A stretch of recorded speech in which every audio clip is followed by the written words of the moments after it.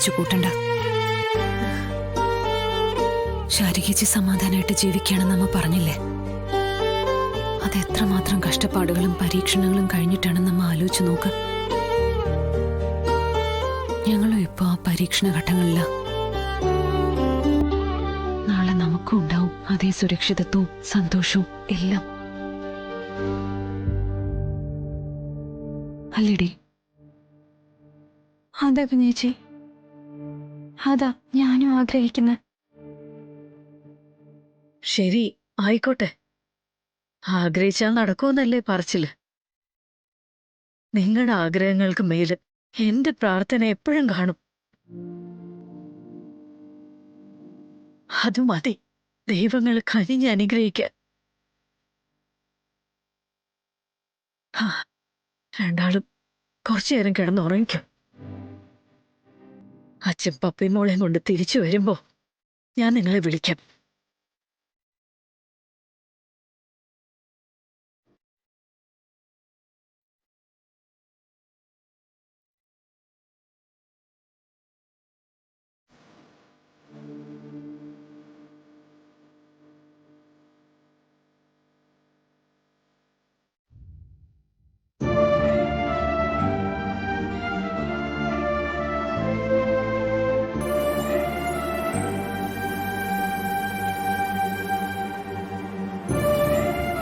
എന്ത് പറ്റി പപ്പി? ഉറക്കം വരുന്നില്ലേ? കണ്ണടയ്ക്കുമ്പോ അമ്മയുടെ കരയുന്ന മുഖം സത്യം കാണുന്നത്. എന്നെ കാണാത്തോണ്ട് അമ്മ ഒരുപാട് സങ്കടപ്പെടും. ഇപ്പൊ ഇങ്ങനെ വരേണ്ടിയില്ലായിരുന്നു തോന്നുന്നുണ്ടോ? വന്നില്ലെങ്കി വിഷ്ണുച്ചന്റെയും കാർത്തികാന്റിയുടെയും കല്യാണം നടക്കില്ലേ? പിന്നെ വിഷ്ണുച്ചന്റെ അവസ്ഥ ഒന്ന് ആലോചിച്ച് നോക്കിയേ. അവിടുത്തെ എന്റെ അവസ്ഥ ഒന്ന് ആലോചിച്ച് നോക്കിയേ. പിന്നെ എന്തെങ്കിലുമൊക്കെ നേടണമെങ്കിൽ ഇങ്ങനെയൊക്കെ കുറെ കഷ്ടപ്പാടുകൾ ഉണ്ടാവും പപ്പി. അത് കാര്യാക്കണ്ട.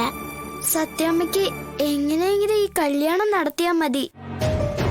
പാവം എങ്ങനെയെങ്കിലും ഇതിൽ നിന്നൊന്ന് രക്ഷപ്പെട്ടാ മതിയെന്നാ.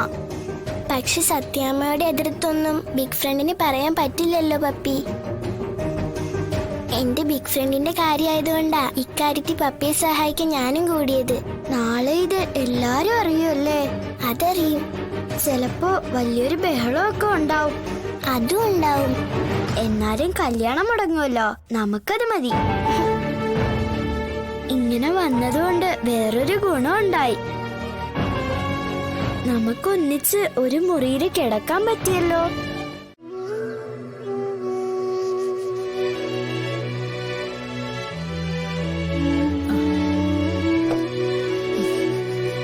സത്യമോളെ,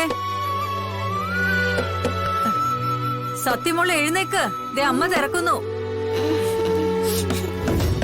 ഡി സത്യേ, ഡി ഇപ്പൊ തുറക്കാൻ ശാരദാമ്മേ. പപ്പി എണീക്ക്. പപ്പി പപ്പി എണീക്ക്. പപ്പി എഴുന്നേക്ക്. സത്യേ, ഇപ്പൊ തുറക്കാൻ ശാരദാമ്മേ. ചായക്കൊക്കെ സമയമുണ്ട്. ഇപ്പൊ എഴുന്നേക്ക്. എടി നീ ഇത് എന്തെടുക്കുക? പിന്നെയും കിടന്നുറങ്ങിയോ? ഇപ്പൊ തുറക്കാൻ ശാരദാമ്മേ. എടി വാതില് തുറക്കും മോളെ. അയ്യോ, എന്ത് ചെയ്യും? എന്തെങ്കിലും ചെയ്യാം. നീ വന്നേ. എഴുന്നേക്ക്.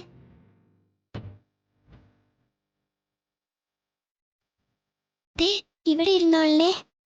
അനങ്ങോ ശബ്ദം ഉണ്ടാക്കോ ചെയ്യരുത്. സത്യേ, എടി വാതില് തുറക്കും മോളെ. ഇപ്പൊ തുറക്കാൻ ശാരദാമ്മേ. ദേ ഇങ്ങനെയാണെങ്കി അമ്മ എന്നെ മുറിയിൽ ഒറ്റയ്ക്ക് കിടത്തില്ല, കേട്ടല്ലോ. എടി വാതിൽ തുറക്കു കുഞ്ഞെ. ഇപ്പൊ തുറക്കാൻ ശാരദാമ്മേ. ബഹളം വെക്കാണ്ടിരി. ഓ പപ്പി, ഞാൻ തുറക്കാൻ പോവാണേ. അനങ്ങാതിരുന്നോണം കേട്ടോ. സത്യമോളെ, എടി തുറക്കടി. സത്യേ, ദാ വരുന്നു.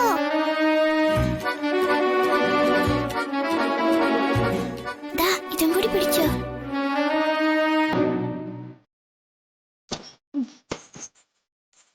ഓ ഓ തള്ളി മറിച്ച് ഇടലടി. എത്ര നേരമായി മോളെ കടന്നു വിളിക്കുന്നേ? എന്തൊരു ഉറക്കം ഇത്? ഹോംവർക്ക് ഉണ്ടായിരുന്നു ശാരദാമ്മേ.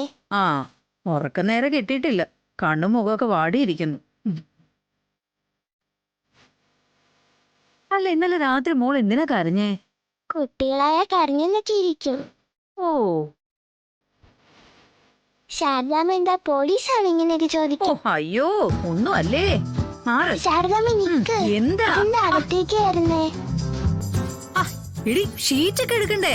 അതൊക്കെ പിന്നെ. എനിക്കിപ്പൊ കാപ്പി വേണം. വല്ലാത്ത ദാഹം. അമ്മ അടുക്കളയിലുണ്ട്, മോൾ അങ്ങോട്ട് ചെല്ല്. എടി, എനിക്ക് അമ്മ എടുത്ത് തരണ്ട.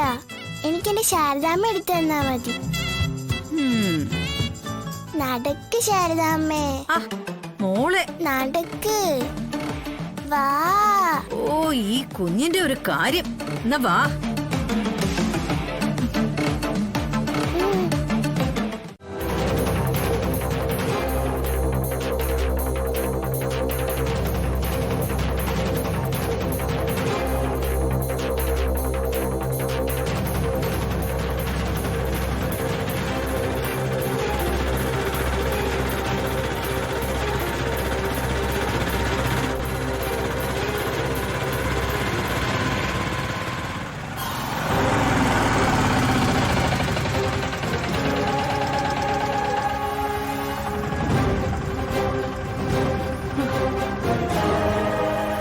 ഗോപാലേട്ടാ, എവിടെ?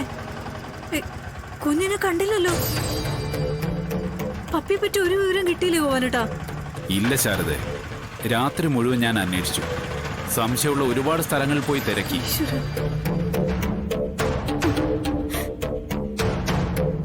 ആ റെയിൽവേ പുറമ്പോക്കിലൊരു നാടോടി സംഘത്തെ അമ്പടിച്ചിട്ടുണ്ട്. വെറുതെ സംശയം തീർക്കാനായിട്ട് അവിടെയും പോയി. എല്ലാവരെയും തട്ടി ഉണർത്തി ചോദ്യം ചെയ്തു. എന്തിനു പറയുന്നു, അവരുമായി വാക്ക് തർക്കവും ചെറിയ പിടിയും വലിയും ഒക്കെ നടന്നു. ഒരു പ്രയോജനവും ഉണ്ടായില്ല. അയ്യോ ഗോപാലേട്ടാ, ഇനിയിപ്പോ അന്വേഷിച്ചു പോകാൻ ഒരു സ്ഥലവും ഇല്ലെന്ന് വേണം പറയാൻ. ഈശ്വര, അയ്യോ എന്റെ മോള്.